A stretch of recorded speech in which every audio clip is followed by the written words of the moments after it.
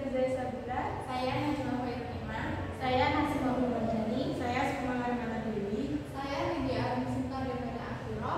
Demikianlah dari kelompok kami akan siap mempersiapkan hasil presentasi hari ini. Terima kasih. Halo teman-teman, kami di sini akan membawakan sebuah materi tentang sejarah kodifikasi Al-Quran, di mana sejarah kodifikasi Al-Quran adalah merupakan proses penghimpunan dan penyusunan Al-Quran yang dilakukan secara sistematik dari zaman Rasulullah, zaman Abu Bakar, dan sampai zaman Utsman bin Affan. Dan dalam sejarah kodifikasi Quran ini, Nabi Muhammad menyuruh sahabat untuk menuliskan dan menghafalkan di hadapan beliau. Sejarah kodifikasi Quran ini ada 3 zaman. Yang pertama zaman Rasulullah, yang kedua zaman Abu Bakar, yang ketiga adalah zaman Utsman bin Affan. Yang pertama yaitu zaman Rasulullah. Zaman Rasulullah yaitu Al-Quran masih dipelihara dari kemusnahan, yaitu dengan 2 cara. Yang pertama yaitu disimpan melalui dalam dada manusia dengan menghafalkannya.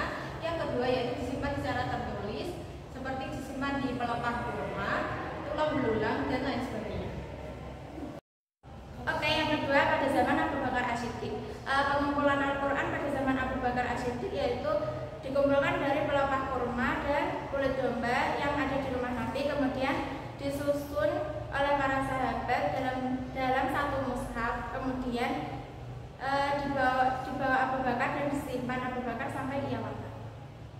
Abu Bakar As-Siddiq, mushaf itu berpindah tangan kepada Umar bin Khattab. Kemudian mushaf itu disimpan oleh istrinya yang bernama Hafsah yang merupakan istri Nabi. Masa Utsman ada sahabat yang bernama Hudzaifah yang melihat banyak perbedaan cara membaca Al-Quran yang terjadi saat peperangan. Ia melaporkan kepada Utsman. Kemudian Utsman memerintahkan untuk mengambil mushaf itu kepada ibunda Hafsah dan memerintahkan kelima sahabatnya itu untuk menyalin mushaf tersebut. Di antara salah satu sahabatnya yaitu Zaid bin Sabit. Dia memerintahkan para sahabat untuk mengumpulkan mushaf-mushaf yang ada di negeri Islam, kemudian dikumpulkan di Madinah dan dibakar. Mereka menulis 5 mushaf Al-Quran yang biasa disebut mushaf Al-Imam.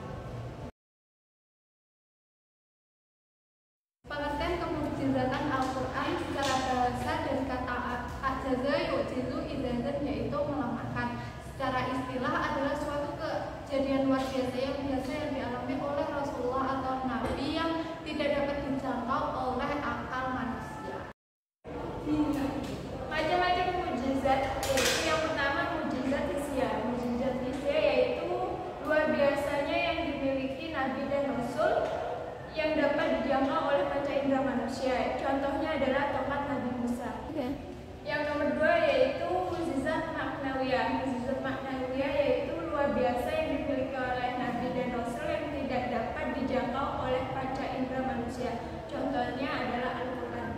Mukjizatan Al-Quran yaitu yang pertama mempunyai bahasa yang sistematis, lalu mempunyai nada dan irama sehingga pembacanya tidak bosan. Aspek isyarat tentang pembentukan manusia yang terdapat pada An-Najm ayat 45-46. Ketiga, adanya pemberitahuan gaib tentang adanya surga dan neraka dan alam barzakh. Demikian diskusi dari kelompok kami. Sekian dan terima kasih.